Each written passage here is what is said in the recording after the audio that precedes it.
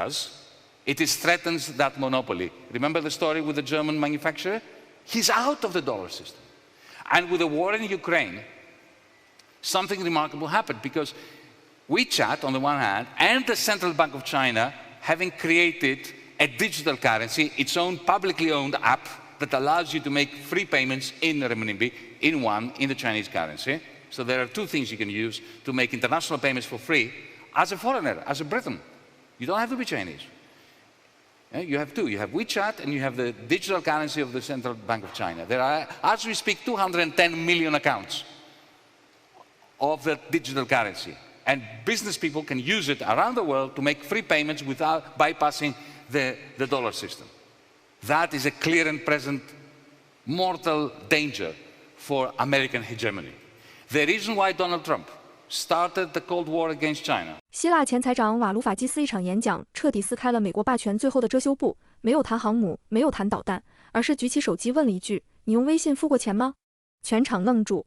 这位曾亲手与欧盟谈判债务危机的经济学家，用一句话点破了华盛顿对华歇斯底里的真正恐惧：不是台湾，不是南海，而是微信和数字人民币正在瓦解美元霸权的根基。从特朗普疯狂打压华为到拜登升级芯片禁令，表面看是科技战，实则是支付战。当美国冻结俄罗斯4500亿美元资产的那一刻，沙特酋长、印尼大亨们突然意识到，把钱全放在美元体系里，明天被冻结的会不会就是我？1945年，美国是。Why is the United States hegemonic? Remember that after the Second World War, the United States came out of the war as the only creditor economy, except Switzerland, but that doesn't count, right? The only creditor economy, the only economy that was in a surplus. It had a trade surplus. It sold more stuff than it imported. Was the United States of America. Its factories were intact. They were not destroyed like across continental Europe or Japan. It wasn't bankrupt like this country was. And remember why you were bankrupt, because you owed all this money to the Americans because they didn't give you a single bullet during the Second World War that they didn't charge you for and demand payment afterwards, which meant that post-war Britain was bankrupt. It was completely in a debtor's prison owned by the United States. We call that debtor's prison the special relationship. It's a special relationship, yes, indeed.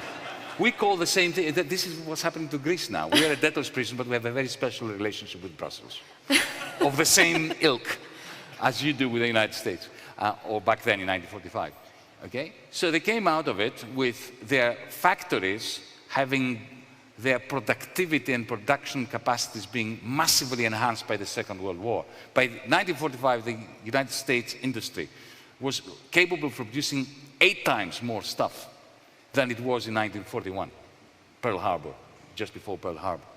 8 times more stuff. Huh? And they created, remember the Bretton Woods system? Some of you who are older will remember that the British pound was fixed, with a fixed exchange rate to the dollar. Essentially, we had a dollar. All of us, the Greeks, the Germans, the French, the Italians, we had our own currencies, but it was a fixed exchange rate with a dollar. Essentially, we had a dollar.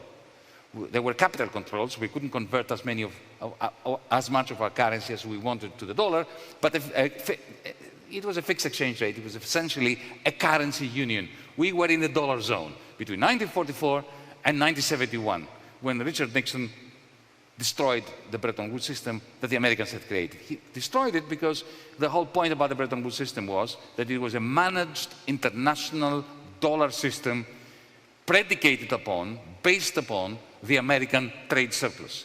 By the late 60s, there was no... So here we have a hegemonic power in 1970-71 that is now into the red. Now, what happened to the British Empire when it went into the red? It collapsed. What happened to the Roman Empire? It collapsed. Every time a major power goes into the red, it starts fading. And the fall is very close.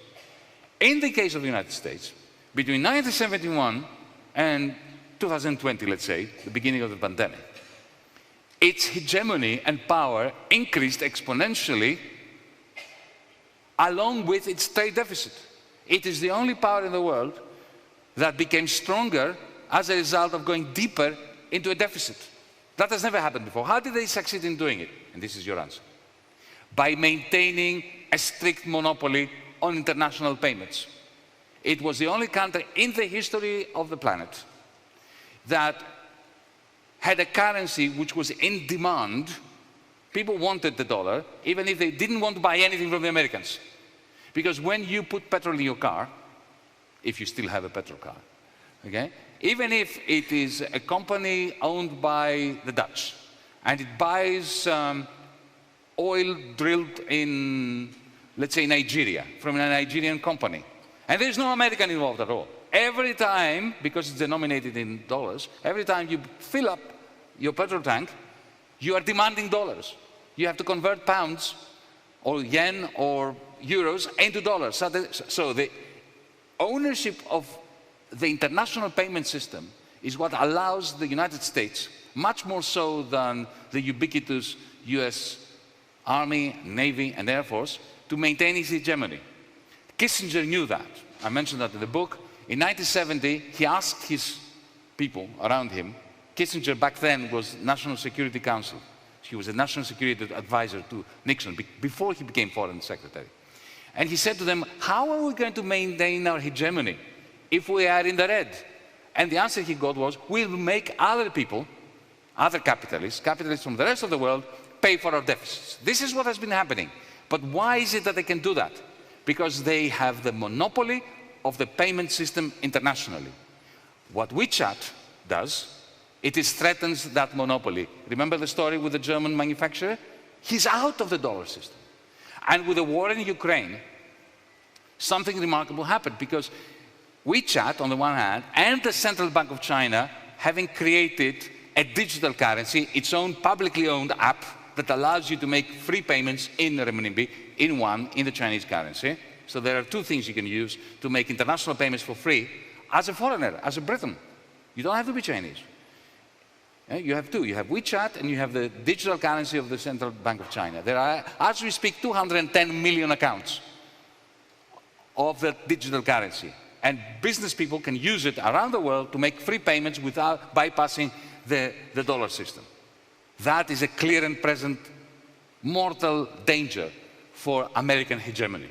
The reason why Donald Trump started the Cold War against China, this is my theory in the book.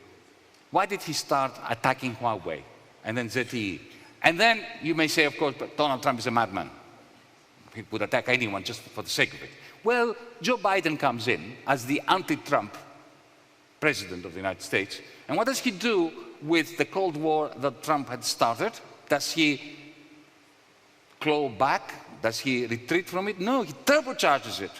He comes out with a declaration in the fall of 2021, essentially sending the message to China, we are going to stop you from becoming an advanced economy by banning all sales of advanced microchips, which is essentially, it's like in 1800, banning steam engines, the export of steam engines to Germany. This is like saying, we are declaring economic warfare against you. And why does he do that? The argument that it's because of Taiwan is rubbish. Nothing has changed about Taiwan. The one China policy had always been accepted by the West since Nixon went to Beijing. So it's not that. It's not that China is building up its army or its navy. I will believe that only when I see Chinese destroyers and frigates outside Los Angeles. For the time being, all I see is American warships outside Shanghai. So none of that makes sense. What makes sense is that the Chinese payment systems, which brings together Chinese finance and Chinese cloud capital in a most effective way, just visit WeChat and you'll see what I mean, is a mortal danger for the monopoly of the dollar. The war in Ukraine did something quite interesting. This superhighway of all singing, all dancing, digital payments, Chinese payments, the WeChat and the digital currency of the Central Bank of China, that was already there. But it's like building a superhighway, you know, imagine 5 lanes on each side and a big, spanking new, beautiful highway with no cars on it. Because if you were a capitalist, even if you were a Chinese capitalist, you still wanted to use the dollar. Because if you produce aluminum in Shenzhen, you want to sell most of it to the Americans. So you want to sell it for dollars.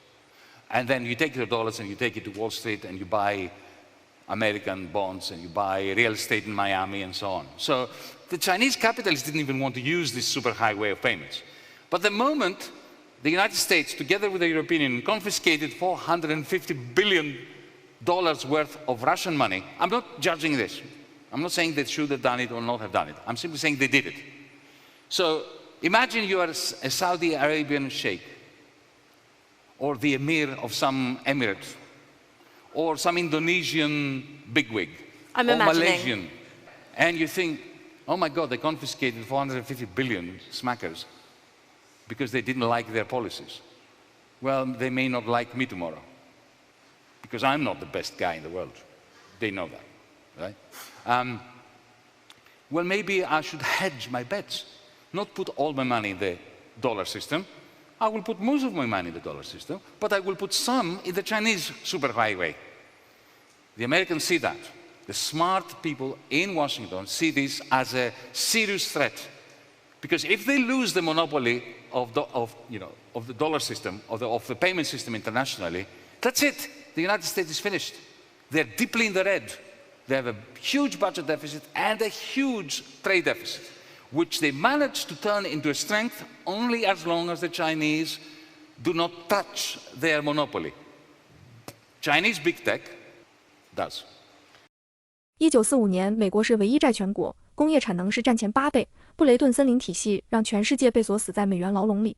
他把这个牢笼称为特殊关系。但1971年尼克松摧毁布雷顿森林后，一个奇迹发生了，美国成为史上唯一越赤字越强大的帝国。秘诀只有一个：国际支付垄断。你加汽油、买石油、做贸易，哪怕没有美国人参与，也得先换美元。这套抽血机制让全世界资本家的利润自动流向华尔街，填补美国的双赤字黑洞。但微信和央行数字货币的出现，正在修建一条5车道超级高速公路，免费绕过美元。俄乌战争成了催化剂，当西方没收俄罗斯资产时，全球资本大佬突然觉醒，开始把鸡蛋分放到2个篮子里。拜登的芯片禁令堪比1800年禁止向德国出口蒸汽机，这是赤裸裸的经济战宣言。美国霸权不建立在军队上，建立在你加满油箱就是在需求美元的支付垄断上。一旦这个垄断被打破，一个深陷赤字的红字帝国崩塌速度将比罗马更快。而微信这个中国人日常扫码买早餐的工具，正是那把捅向霸权心脏的匕首。